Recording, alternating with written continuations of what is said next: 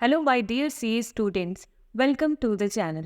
I am Ritika Rathi और हमने जो सीरीज स्टार्ट की है आज उसी सीरीज में हम कवर करेंगे चैप्टर नंबर 10 का पार्ट 2। पार्ट 1 देखने के लिए और बाकी के चैप्टर्स देखने के लिए आप विजिट कर सकते हैं प्लेलिस्ट को, जिसका लिंक मैं कमेंट में पिन कर दूंगी।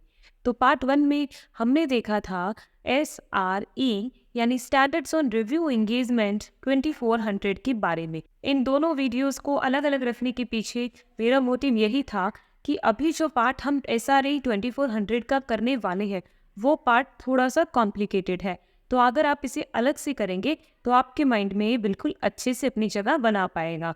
तो चलिए शुरू करते हैं आज के सेशन से, जो है agreeing to the terms of engagement. हमने पिछले पार्ट में देखा कि एक्सेप्टेंस के लिए उसने सोचा एक्सेप्ट करना चाहिए या नहीं करना चाहिए, प्री कंडीशंस चेक की कि वो प्रेजेंट है या नहीं है। अब क्या होगा, अब वो परफॉर्म करने से पहले, इस तरीके की एंगेजमेंट को परफॉर्म करने से पहले क्या करेगा, टर्म्स ऑफ एंगेजमेंट को डिसाइड करेंगे, उस पर अग्री करेंगे मैनेजमेंट और TCWG के साथ। और अग्री किस चीज़ पे लिख के करेंगे, terms of engagement, letter of engagement. Letter of engagement पे मेंशन की जाएगी, उस पे मैनेजमेंट और TCWG के साथ अग्रीमेंट किया जाएगा। और अगर वही प्रैक्टिशनर लास्ट टाइम भी इस तरीके की एंगेजमेंट उस एंटिटी के लिए परफॉर्म कर चुका है, तो इस बार वापस परफॉर्म करने से पहले उसे ये डिसाइड करना होगा कि क्या कोई चेंज है जो उसे मैनेजमेंट को याद करवाने की ज़रूरत है, या कोई ऐसी चीज़ है जो मैनेजमेंट के ध्यान में नहीं है, वो उसे बताने की ज़रूरत है। तो उस हिसाब से वो ये डिसाइड करेगा कि नया लेटर इश्यू करना है या पहले वाले से ही काम चल जाएगा। उसके अलावा अगर प्रैक्टिशनर से किसी भी तरीके की टर्म्स को चेंज करने का कहा जाता है, तो वो उसे सिर्फ तभी एक्सेप्ट करना है जब इस चीज़ का रीजनेबल जस्टिफिकेशन होगा। यानी जब ऐसा करने का रीजनेबल जस्टिफिकेशन होगा तभी चेंज्ड टर्म्स ऑफ एंगेजमेंट को एक्सेप्ट करना है, अदरवाइज नहीं करना है। और अगर टर्म्स ऑफ एंगेजमेंट में कोई चेंज आता है तो उसे नए एंगेजमेंट लेटर में लिखना है और उसके बाद में उस पर अग्रीमेंट करवाना है। ये तो था topic agreeing on the terms of engagement. अब है परफॉर्मिंग द रिव्यू, क्योंकि हमने पढ़ा इस चैप्टर में प्रैक्टिशनर क्या काम के लिए अपॉइंट हो रहा था, रिव्यू करने के लिए। तो अब वो परफॉर्म करेगा review engagement after the acceptance. उसने एक्सेप्टेंस दी, टर्म्स भी फाइनल हो गई। अब क्या होगा, रिव्यू प्रोसीजर परफॉर्म किया जाएगा as per SRE standards on review engagement 2400। ठीक है, तो अब इसके अंदर परफॉर्म करते वक्त हमें क्या क्या पॉइंट्स किस किस सीक्वेंस में कर रहे हैं वो दिए गए हैं। उन पॉइंट्स को आपको बिल्कुल बेसिक नॉलेज लेते हुए चलना है कि हमें पहले ये करना है, बाद में ये करना है, उसके बाद ये करना है। एग्जाम में जो क्वेश्चन बनेगा वो इन्हीं में से किसी एक पॉइंट को उठाकर उसके अंदर का डीप नॉलेज पूछ सकता है, इसीलिए हर पॉइंट पे फोकस कीजिएगा। तो एक प्रैक्टिशनर रिव्यू एंगेजमेंट परफॉर्म करने के लिए सबसे पहला स्टेप क्या उठाएगा, इसमें लिखा है सबसे पहला स्टेप डिटरमाइन मटीरियलिटी। मटीरियलिटी हमने पहले पढ़ा था SC 320 में कि प्लानिंग के टाइम ही मटीरियलिटी को डिटरमाइन करना होता है, इसीलिए ये स्टेप फर्स्ट है, डिटरमाइन मटीरियलिटी। तो मटीरियलिटी से रिलेटेड प्रैक्टिशनर को दो काम करने हैं। पहला, फाइनेंशियल स्टेटमेंट्स के रिस्पेक्ट में मटीरियलिटी को डिटरमाइन करना है कि कौन कौन सी चीज़ें मटीरियल है, किन किन पे ज़्यादा फोकस करने की ज़रूरत है। और दूसरा, अगर किन्हीं चीज़ों पे उसने पहले से कुछ डिटरमाइन किया था वो रिवाइज करने की ज़रूरत है। यानी कभी मटीरियलिटी को रिवाइज करने की ज़रूरत है, क्यों है, क्योंकि उसको ऐसा लगा कि अगर उसे ये फैक्ट पहले पता होता तो उसने मटीरियलिटी का लेवल कुछ और सेट किया होता। अगर ऐसी कोई सर्कमस्टेंसेस आ जाते हैं तो मटीरियलिटी का रिवीजन होगा। तो ये दो चीज़ें उसको मटीरियलिटी के रिस्पेक्ट में ध्यान रखनी है पूरा रिव्यू परफॉर्म करते वक्त। उसके बाद में सेकेंड प्रोसीजर होगा obtaining understanding of the entity. आप जिस एंटिटी के लिए रिव्यू परफॉर्म कर रहे हैं पहले उसके बारे में जान लीजिए, वो किस एनवायरनमेंट में वर्क कर रही है उसके बारे में भी जान लीजिए। अब थर्ड पॉइंट से मेन प्रोसीजर स्टार्ट होता है, जिसके अंदर प्रैक्टिशनर प्रोसीजर्स अप्लाई करना स्टार्ट कर देगा। तो क्या है third point, designing and performing procedures. किस चीज़ के लिए प्रोसीजर कर रहा है, रिव्यू परफॉर्म करने के लिए। तो इसमें लिखा है कि एक प्रैक्टिशनर को जब sufficient and appropriate evidence collect करने होते हैं किसी भी एंटिटी के फाइनेंशियल स्टेटमेंट्स की लिमिटेड एश्योरेंस ऑब्टेन करने के लिए, बेसिकली रिव्यू परफॉर्म करते वक्त दो तरह के प्रोसीजर यूज होते हैं। यही लर्न करके जाइए, रिव्यू से रिलेटेड दो तरह के प्रोसीजर होंगे, इंक्वायरी और एनालिटिकल प्रोसीजर्स।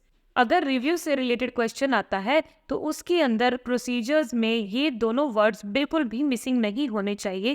क्या क्या? इंक्वायरी और एनालिटिकल प्रोसीजर्स। तो थर्ड पॉइंट में प्रैक्टिशनर का रोल क्या है? प्रैक्टिशनर इंक्वायरी और एनालिटिकल प्रोसीजर्स परफॉर्म करता है और एविडेंस ऑब्टेन करता है। कैसे एविडेंस? क्या कोई मटेरियल आइटम है जो मिसस्टेटेड है, उसे कैसे एड्रेस करना है, और उसके अलावा ऐसे एरियाज पे फोकस करना जहां पर ऐसे चांसेस है कि मटेरियल मिसस्टेटमेंट मिल सकता है। इन दोनों ही तरह के एविडेंस वो ऑब्टेन कर सकता है through inquiry and analytical procedures. उसके बाद में ऐसा भी हो सकता है कि प्रैक्टिशनर इंक्वायरी और एनालिटिकल प्रोसीजर्स के अलावा भी कुछ अदर प्रोसीजर्स परफॉर्म करने की सोचे, तो ऐसा उसे बिल्कुल अलाउड है, लेकिन उसे उन प्रोसीजर्स को परफॉर्म करते वक्त ये चीज़ ध्यान में रखनी चाहिए कि उससे केवल limited level of assurance he required है। तो उस प्रोसीजर्स को इतना भी डीप न परफॉर्म करे कि वो रिव्यू ऑडिट में ही बदल जाए। तो अंडरस्टैंड। उसके बाद में थोड़ा थोड़ा इंक्वायरी और एनालिटिकल प्रोसीजर्स के बारे में बताया है। पहले जो इंक्वायरी दिया है उसके बारे में थोड़ा सा जानते हैं। क्या लिखा है इंक्वायरी में? इंक्वायरी के दौरान प्रैक्टिशनर मैनेजमेंट से कुछ चीज़ों के बारे में इंक्वायर कर सकता है, उससे उसको एविडेंस कलेक्ट करने में ईजी होगा। तो क्या क्या चीज़ें हैं जिनके ऊपर वो इंक्वायरी कर सकता है? यहाँ कुछ एग्जाम्पल्स दिए हैं, जैसा कि मैनेजमेंट ने अकाउंटिंग एस्टिमेट्स किस बेसिस पे किए हैं, या मैनेजमेंट किन किन रिलेटेड पार्टीज़ को आइडेंटिफाई करता है, उनसे उनके साथ जो ट्रांजेक्शन्स हुई उनके बारे में क्या जानता है। उसके अलावा मैनेजमेंट किसी फ्रॉड के बारे में जानता है तो वो पूछ लेंगे मैनेजमेंट से। उसके अलावा फाइनेंशियल स्टेटमेंट्स की प्रिपरेशन के बाद और रिपोर्ट की प्रिपरेशन से पहले इस दौरान कोई ऐसा इवेंट या अनयूजुअल ट्रांजैक्शन हुआ है तो उसके बारे में भी मैनेजमेंट से इंक्वायर कर सकते हैं। ये तो थी कुछ बेसिक चीज़ें। उसके अलावा कुछ ऐसी इंटरेस्टिंग चीज़ें हैं जिनके बारे में भी प्रैक्टिशनर मैनेजमेंट से इंक्वायर कर सकता है। वो क्या? कि अगर मैनेजमेंट या ओनर ऑफ द एंटिटी इनकी कोई मीटिंग हो रही है, उस मीटिंग के अंदर वो जो डिसीजंस ले रहे हैं वो फाइनेंशियल स्टेटमेंट से रिलेटेड है, उन्हें इफेक्ट कर सकते हैं, ऐसे डिसीजन से रिलेटेड प्रैक्टिशनर इंक्वायरी कर सकता है। उसके अलावा क्या इंक्वायरी कर सकता है? अगर एंटिटी को लॉ एजेंसीज या उसके ऊपर एप्लीकेबल रेगुलेटरी एजेंसीज कुछ कम्युनिकेशन भिजवाती है तो वो भी उसके बारे में इंक्वायरी कर सकता है। और कोई प्रोसीजर लगाते वक्त कोई मैटर उससे मिलता है तो उसके रिलेटेड भी वो इंक्वायरी कर सकता है। अब है analytical procedures. Analytical procedures design करते वक्त प्रैक्टिशनर को ये चीज़ दिमाग में रखनी चाहिए कि जिस इन्फॉर्मेशन पे या जिस डेटा पे वो ऐसे प्रोसीजर्स लगाने की सोच रहा है वो एडिकेट है या नहीं है। उसके अलावा यहाँ एक पॉइंट है कि वाई इंक्वायरी और analytical procedures are important in review, यानी इंक्वायरी और एनालिटिकल प्रोसीजर्स का रिव्यू में क्या इंपॉर्टेंस है। ये सीधा क्वेश्चन उठ के आ सकता है, इसलिए इस पैराग्राफ को रीड ज़रूर करके जाइएगा। इसके अंदर क्या है कि इंक्वायरी से जो एविडेंस मिलता है वो बिल्कुल बेसिक एविडेंस होता है, वो प्रिंसिपल सोर्स होता है किसी भी एविडेंस के लिए। आपने पहले भी पढ़ा होगा कि इंक्वायरी से जो एविडेंस मिलता है वो अपने आप में इनफ नहीं होता फॉर ऑडिट, लेकिन रिव्यू में इंक्वायरी एक बहुत ही इंपॉर्टेंट रोल प्ले कर रही है।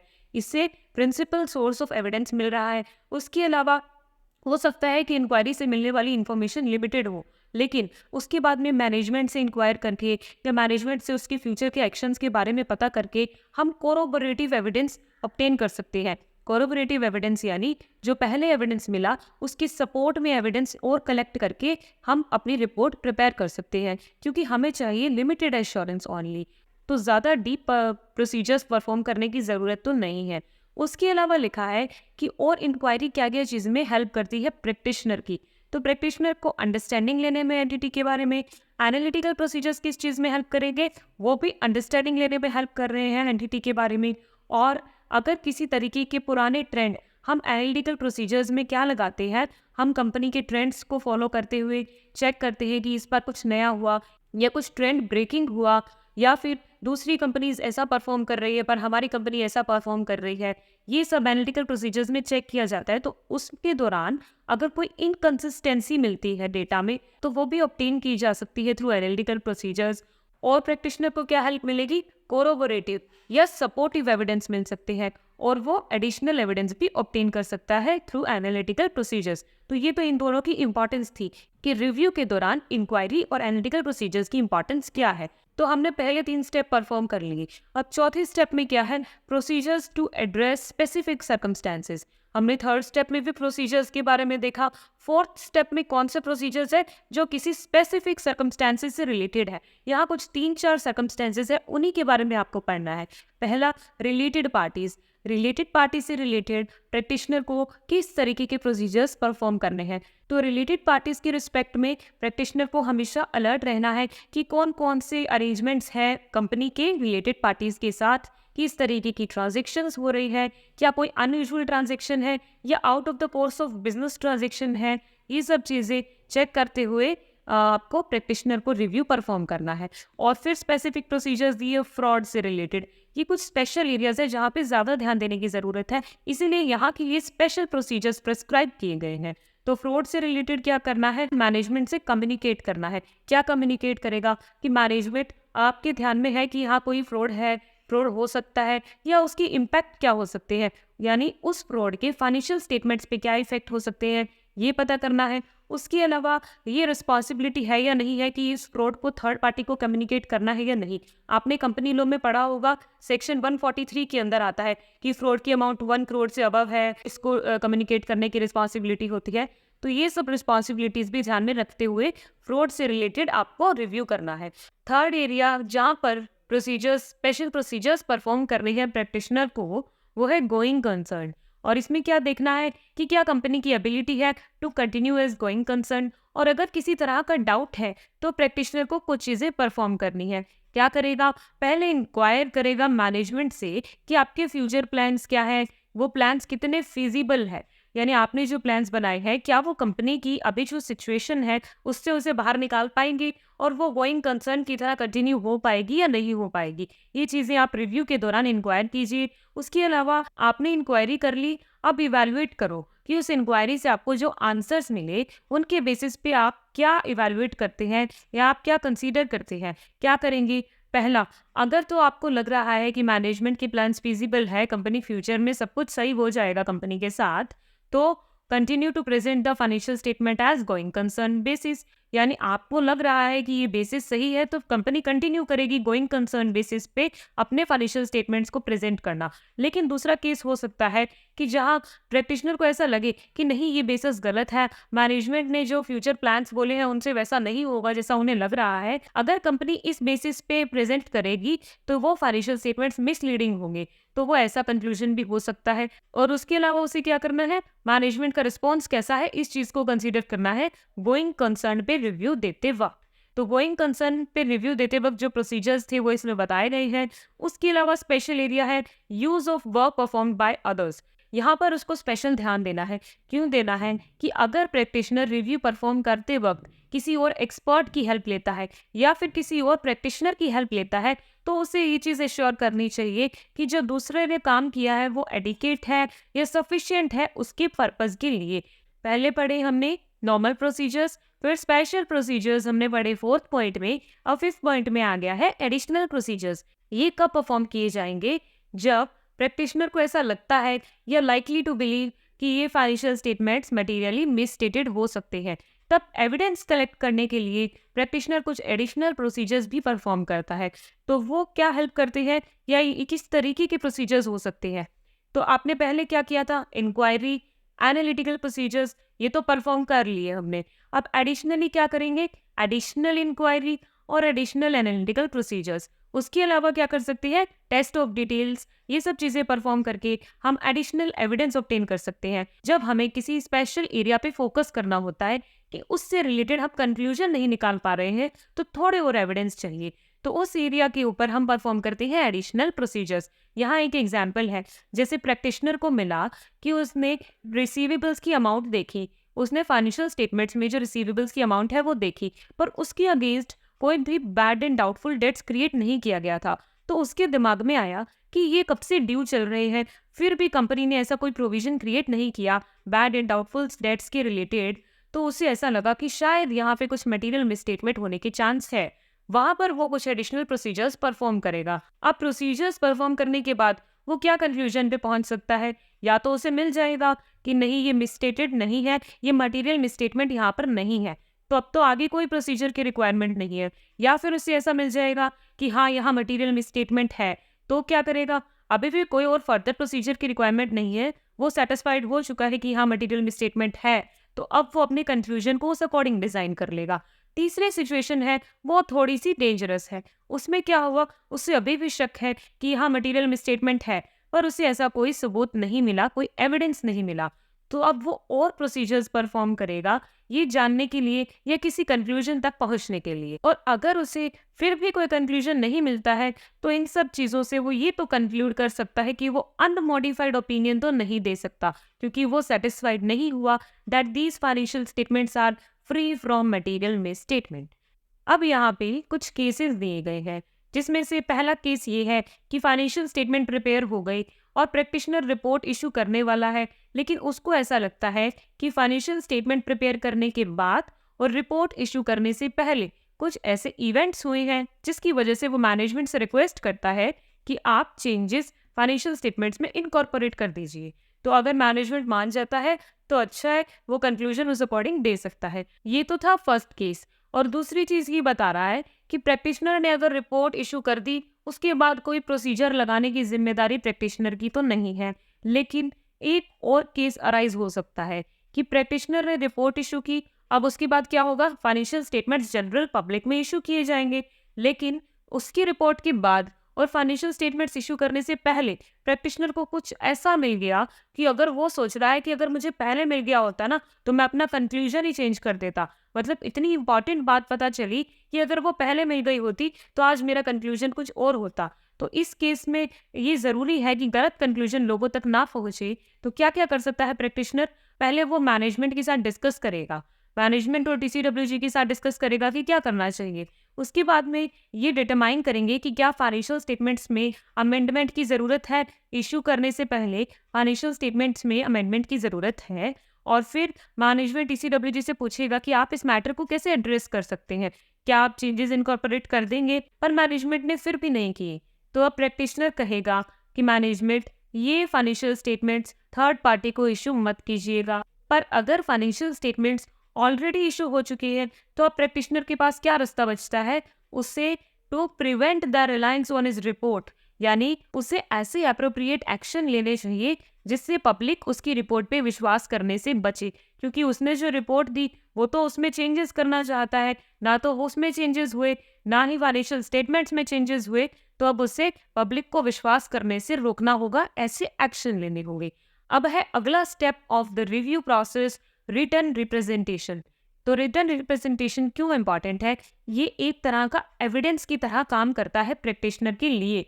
लेकिन अगर मैनेजमेंट या टीसीडब्ल्यूजी रिटन रिप्रेजेंटेशन देने से मना कर देता है प्रैक्टिशनर को, तो उसे तुरंत अलर्ट हो जाना चाहिए कि यहाँ कुछ गड़बड़ हो सकती है। ठीक है, तो क्या क्या चेक करेगा वो, क्या क्या लेगा रिटन रिप्रेजेंटेशन में मैनेजमेंट से? वो मांगेगा मैनेजमेंट अपनी रिस्पॉन्सिबिलिटी मान लो।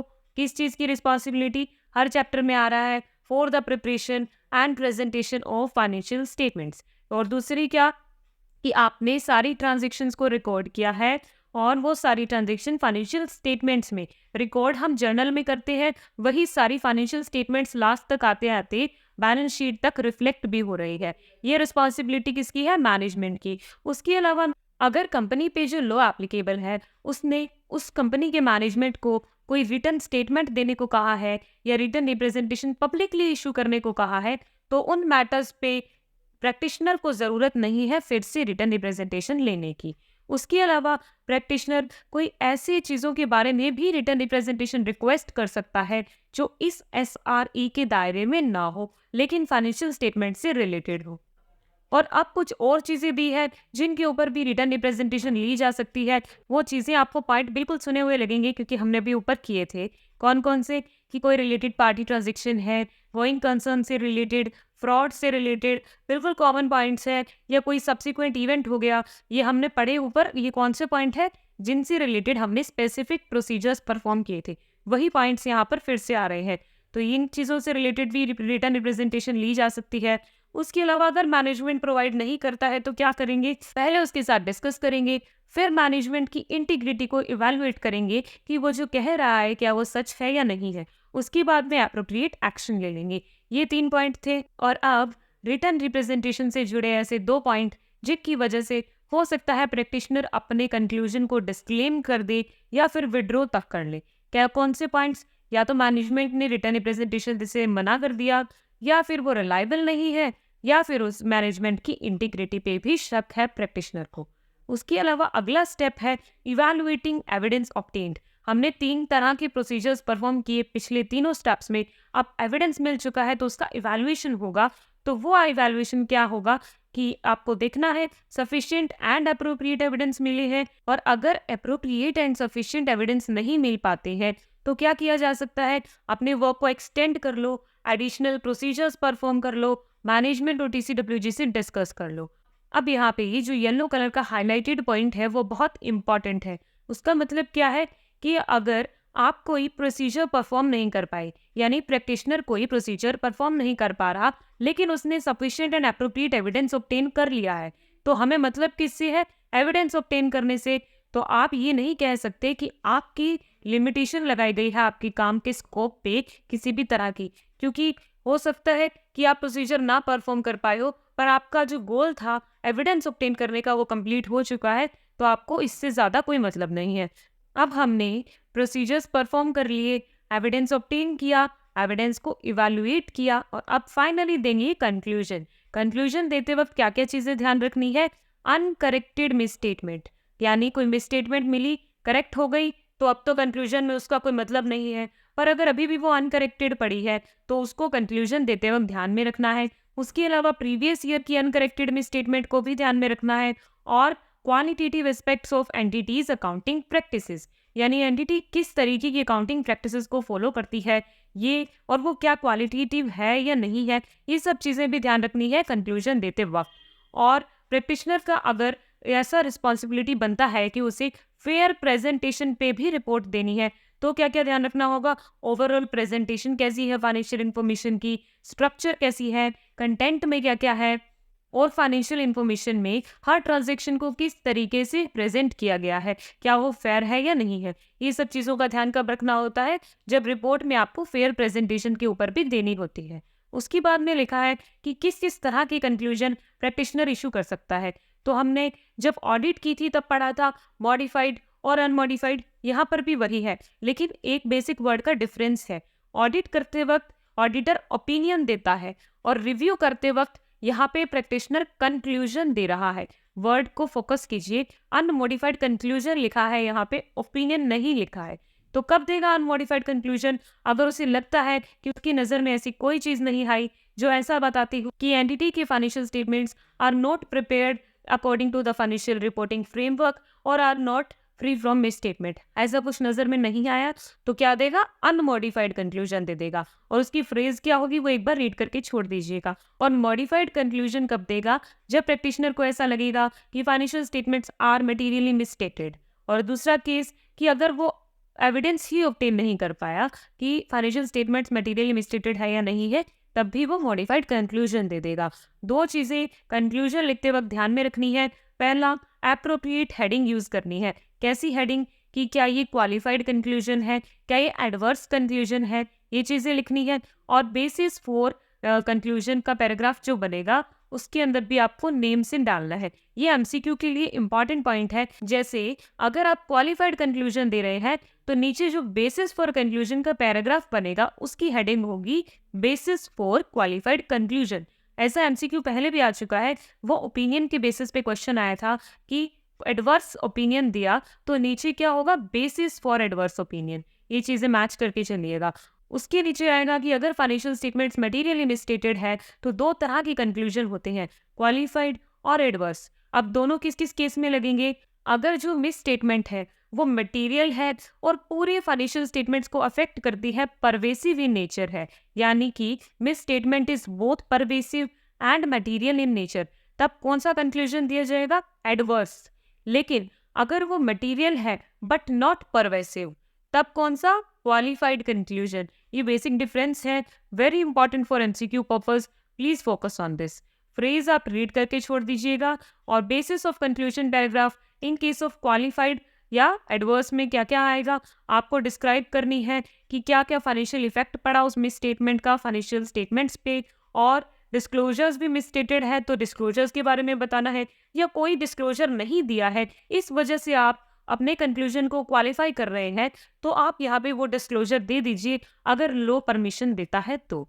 ठीक है। और अगला है कि आपने मॉडिफाइड कंक्लूजन दिया, उसका रीजन क्या था कि आप एविडेंस कलेक्ट नहीं कर पाए, तो उसमें क्या क्या चांसेस है, आप क्या कौन कौन से दो कंक्लूजन दे सकते हैं, क्वालिफाइड और डिस्क्लेमर।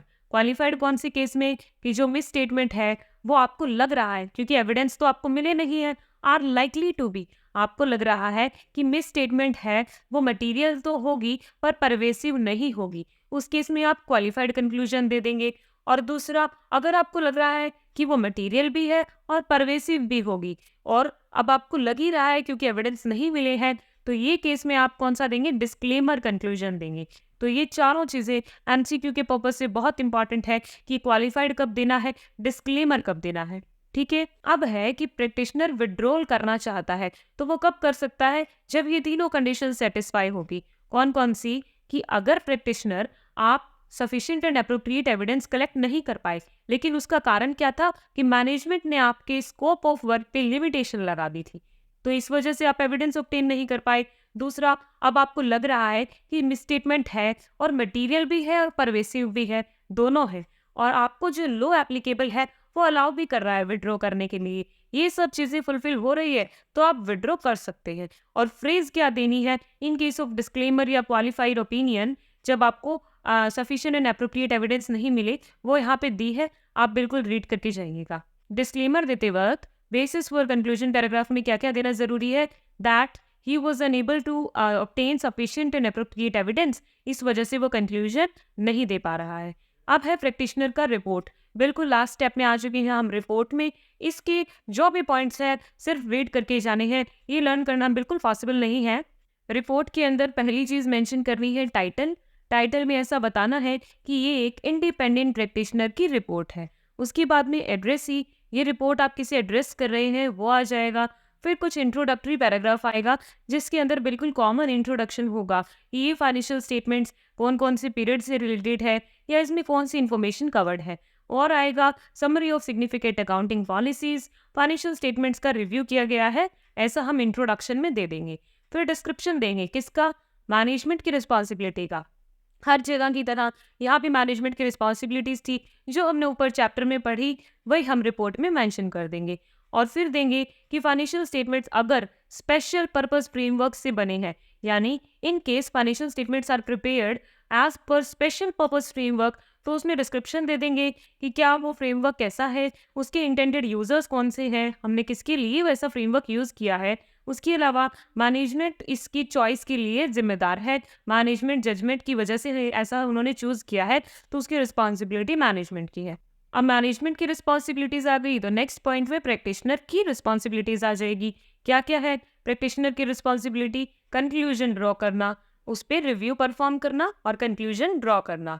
फिर अगले पॉइंट में आएगा डिस्क्रिप्शन ऑफ द रिव्यू, क्या क्या रिव्यू आपने कैसे कैसे किया, उसमें आपको क्या क्या मिला, मतलब हमने रिव्यू परफॉर्म किया एज पर एसआरई और लिमिटेड एश्योरेंस इंगेजमेंट थी ये, और हमने जो प्रोसीजर्स लगाए वो प्राइमरली इंक्लूड करते हैं इंक्वायरी एंड एनालिटिकल प्रोसीजर्स, और आपने जो प्रोसीजर परफॉर्म किए वो प्रोसीजर्स जो ऑडिट में परफॉर्म किए जाते हैं उनसे मुकाबले कम है या उनके कंपैरिजन में lower level of assurance provide करते हैं। ये सब चीज़ें हम डिस्क्राइब कर देंगे। और फिर नेक्स्ट पॉइंट में दे देंगे कंक्लूजन। उसके बाद में अगर कंक्लूजन मॉडिफाइड है तो एक पैराग्राफ आ जाएगा जिसके अंदर सारे रीजंस होंगे, मैटर्स होंगे जो उस मॉडिफिकेशन से अफेक्ट हुए हैं, और उस पैराग्राफ का हेडिंग होगा बेसिस फॉर मॉडिफाइड कंक्लूजन। और नेक्स्ट पॉइंट में प्रैक्टिशनर्स अपनी ऑब्लिगेशन को रिकॉग्नाइज करेगा कि मेरी एथिकल रिस्पॉन्सिबिलिटीज थी जो इस एसआरई ने मुझ पे एप्लीकेबल की थी। हमने स्टार्टिंग में पढ़ा था, पिछले पार्ट में पढ़ा है कि ये स्टैंडर्ड प्रैक्टिशनर पे कुछ एथिकल रिक्वायरमेंट्स लगाता है, तो वो उसने फॉलो की या नहीं की। और फिर लास्ट में आ जाएंगे वही 3 पॉइंट, डेट, सिग्नेचर और प्लेस ऑफ सिग्नेचर। डेट के अंदर वो ऐसा बता देगा कि इस डेट पे ये प्रिपेयर किया गया है, इससे पहले मैंने सारे एविडेंस ऑब्टेन कर लिए थे और मैनेजमेंट से रिस्पॉन्सिबिलिटी का एक्नॉलेजमेंट ले लिया था या मैनेजमेंट रिप्रेजेंटेशन भी लेनी थी। अब इसमें कुछ बातें बताई है एम्फेसिस ऑफ मैटर पैराग्राफ के बारे में। ये पैराग्राफ लगभग हर स्टैंडर्ड में रिपीट हो रहा है, हमने एसेज में भी पढ़ा था, एसआरईज में भी पढ़ रहे हैं। तो इसमें क्या लिखा जाता है, इसमें ऐसी इंपॉर्टेंट चीजें आती है जो प्रैक्टिशनर की नज़र में इम्पॉर्टेंट है for the fundamental understanding of the user. अगर ऐसी कुछ चीज़ें हैं तो वो इस पैराग्राफ में दी जाती है, एक एप्रोप्रिएट हेडिंग के साथ दी जाती है। और कहाँ होता है ये paragraph, just after the conclusion paragraph. लेकिन एक चीज़ गौर करने लायक है कि इस पैराग्राफ में केवल वही चीज़ें होती है जो फाइनेंशियल स्टेटमेंट्स में थी और यूजर्स की अंडरस्टैंडिंग के लिए इम्पॉर्टेंट है। अगर प्रैक्टिशनर कोई ऐसी चीज़ लिखना चाहता है जो फाइनेंशियल स्टेटमेंट्स में नहीं है लेकिन फिर भी उसको लगता है कि ये रिपोर्ट के यूजर्स के लिए इंपॉर्टेंट हो सकती है, उनकी अंडरस्टैंडिंग के लिए इंपॉर्टेंट हो सकती है, तो ऐसी चीज़ों को वो एम्फेसिस ऑफ मैटर पैराग्राफ में नहीं लिख सकता, अदर मैटर पैराग्राफ में लिखेगा। ये चीज़ आप ऐसे 700 सीरीज में भी पढ़ेंगे कि अगर फाइनेंशियल स्टेटमेंट्स में वो चीज़ है जिसके बारे में वो बताना चाह रहा है तब तो एम्फेसिस ऑफ मैटर, पर अगर वो चीज़ फाइनेंशियल स्टेटमेंट्स में नहीं है तो वो अदर मैटर पैराग्राफ में आ जाएगा।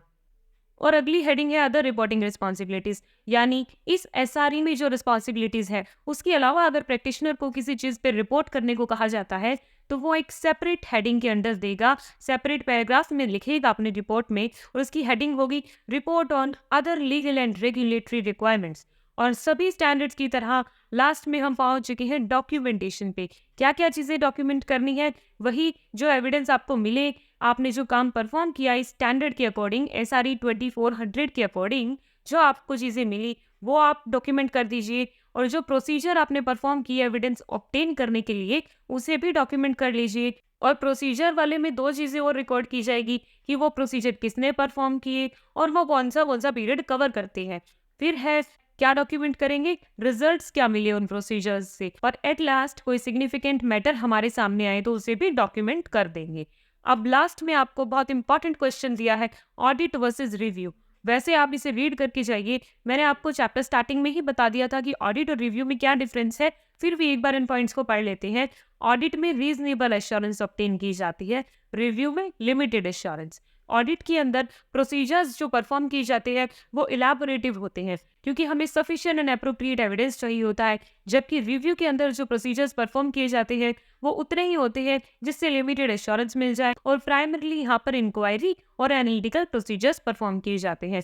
अब ऑडिट में रीजनेबल कंक्लूजन निकलता है और रिव्यू के अंदर लिमिटेड कंक्लूजन निकलता है। वही वर्ड्स हैं, ऑडिट वाली साइड आपको रीजनेबल लगाना है, रिव्यू में आपको लिमिटेड लगाना है। और लास्ट और सबसे इंपॉर्टेंट डिफरेंस, ऑडिट के अंदर एश्योरेंस ओपिनियन दिया जाता है और वो पॉजिटिव लैंग्वेज में लिखा जाता है that it provides true and fair view, लेकिन रिव्यू के अंदर एश्योरेंस कंक्लूजन दिया जाता है और ये नेगेटिवली लैंग्वेज यूज की जाती है इसके अंदर, that it is not free from material with statement. इस तरीके से यानी कि आपको मेन बेसिक वर्ड किस पे फोकस करना है, ऑडिट के अंदर ओपिनियन और रिव्यू के अंदर कंक्लूजन। तो ये था SRE 2400, बहुत ही बड़ा स्टैंडर्ड हो चुका है ये। अब हम अगली वीडियो में पढ़ेंगे SRE 2410। पढ़ते रहिए, तब तक के लिए गुड बाय।